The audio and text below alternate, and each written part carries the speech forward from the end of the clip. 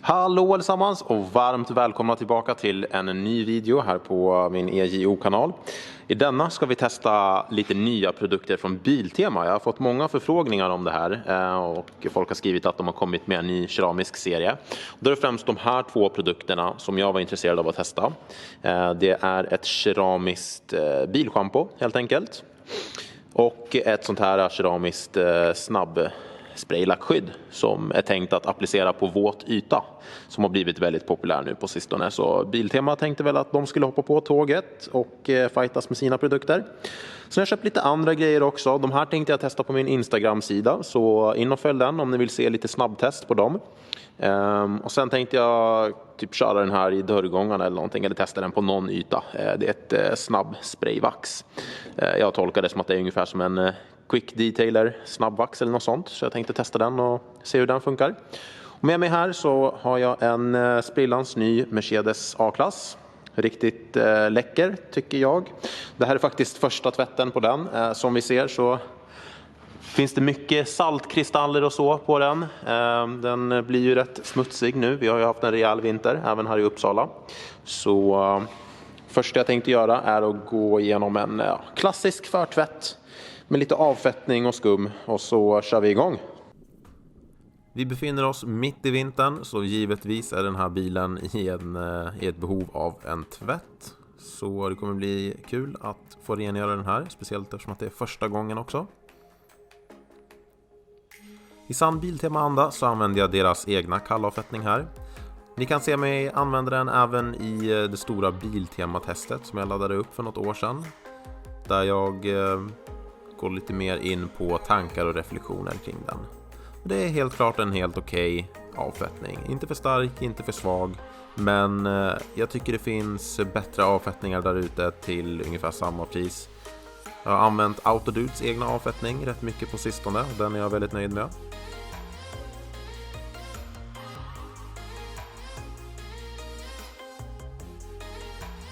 Pumpsprayflaskan här är från Purest Sverige.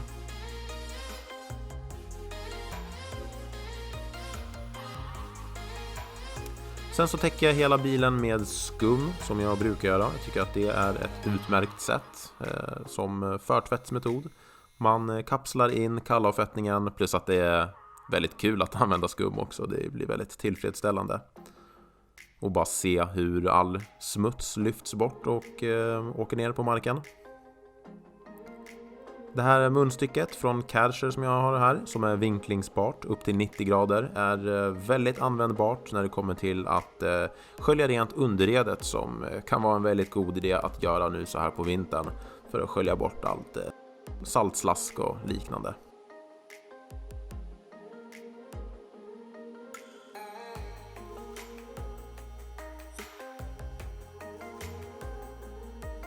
Så som sagt, en ganska standard förtvätt här. Inte så mycket mer att säga om det. Ni har sett mig göra det många gånger förr.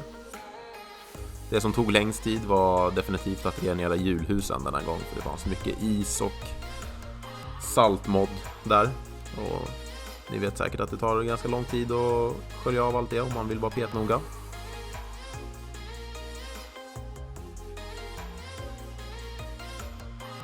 Tänker jag inte fokusera så där jättemycket på hjulen i den här videon, men givetvis så rengjorde jag även dem med.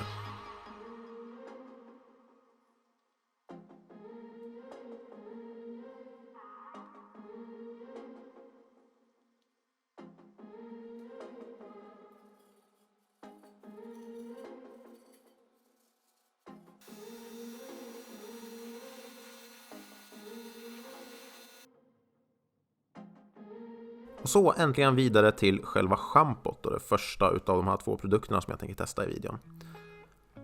Första jag kollar på är konsistensen, hur schampot är. Och det var inte särskilt rinnigt eller inte supertjockt heller, utan väldigt mycket mitt emellan när det kommer till hur trögflytande den var. Enligt instruktionerna så ska man använda ungefär en kapsyl per liter, vilket jag spontant tycker låter ganska mycket. Men som vanligt så höftar jag och bara går lite på känn och häller i där direkt i hinken. Som jag tror att de flesta av oss gör. Tänker inte stå där och noggrant portionera upp 12 kapsyler efter varandra.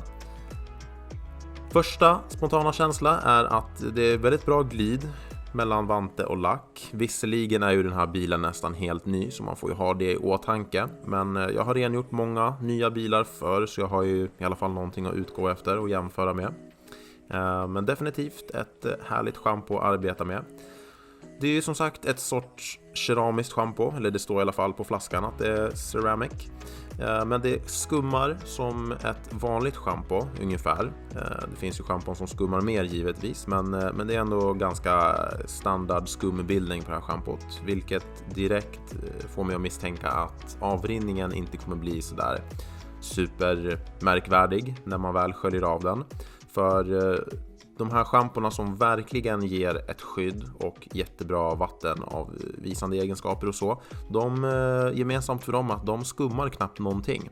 Det blir liksom som två egenskaper som är lite motstridiga. Ska man ha en hög keramikhalt i schampot, eller vad man nu använder för att få de här skyddande egenskaperna, så förändrar det ytspänningen rätt mycket på själva medlet så att skumbildningen blir väldigt låg. Det är så i alla fall på precis varenda en av de schamporna som jag har testat som faktiskt ger en skillnad i avrinning. Så jag misstänker redan nu att man inte kommer få någon märkvärdig pärlande effekt efter det här, men vi får se. Men jag vet inte, det kanske finns andra positiva egenskaper med att blanda i lite keramiska ämnen i. Kanske blir bättre glid när man schamponerar. Det kanske får lite glanshöjande egenskaper. Jag vet inte. Men jag personligen brukar faktiskt föredra att bara använda ett naturellt schampo och sen gå på med någon sorts snabblackskydd. För de är ändå så pass enkla att använda. Så kan man lika gärna göra det. För ett vanligt standardschampo kostar ganska mycket mindre. Och ett sånt snabb spraylackskydd är så pass enkelt att använda nu för tiden. Det är ju bara att spraya på blöt lack och sen skölja av, så får man ganska bra vattenavrinning och lite skyddande egenskaper och så. Så jag misstänker att det är det här spraylackskyddet kommer stå för från Biltema nu. Så vi får se. Att skölja av schampot var inga konstigheter. Sköljdes av förhållandevis lätt. Vissa schampon kan ju hänga kvar väldigt länge och det känns nästan som att det fortsätter att bilda skum när man väl börjar skölja av. Men så var inte fallet med den här, utan det kändes som ett vanligt standardschampo. Sköljdes av med relativ enkelhet.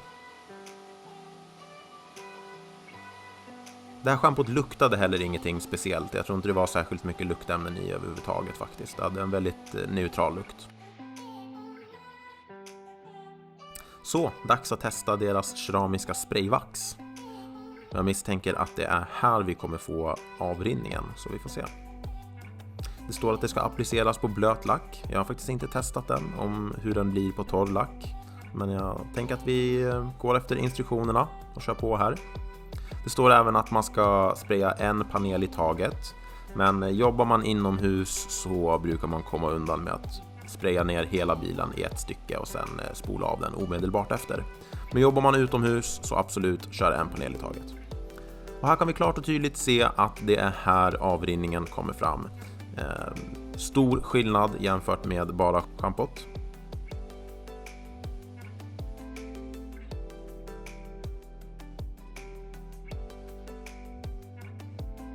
Kanske inte det bästa sprayvaxet jag har testat i den bemärkelsen, eller spraylackskyddet. Gyeon Wet Coat ger riktigt bra avrinning. Jag tror inte den här var riktigt i klass med den. Värt att nämna. Så för priset så kanske det finns bättre spraylackskydd där ute. Och jag har inte hunnit testa hållbarheten än. Det har gått ungefär en vecka sedan jag gjorde det här testet. Det visar inga tecken på att ge upp än. Men vi får se i framtiden. Jag kan uppdatera er senare. Passa på att utnyttja situationen och torkar av bilen med en lövblås.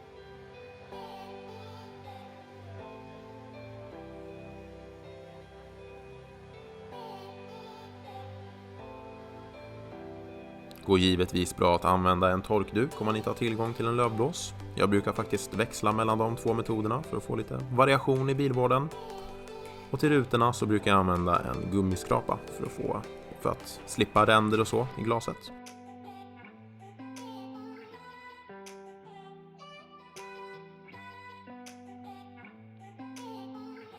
Man kan få eventuellt lite problem med vattenfläckar om man till exempel har applicerat för mycket eller varit för slarvig med att skölja av eller väntat för länge med att skölja av.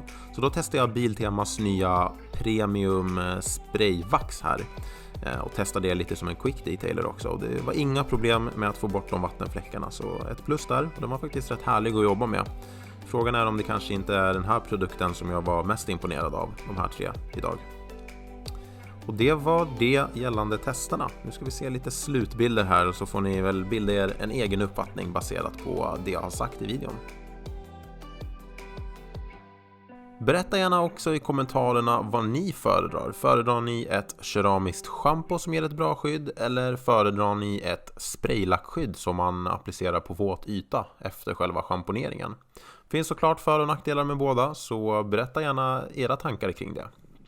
Hörrni, om ni tyckte om videon så får ni hemskt gärna likea den. Det hjälper verkligen mina videos att bli pushade av YouTube om man har mycket likes på dem och så.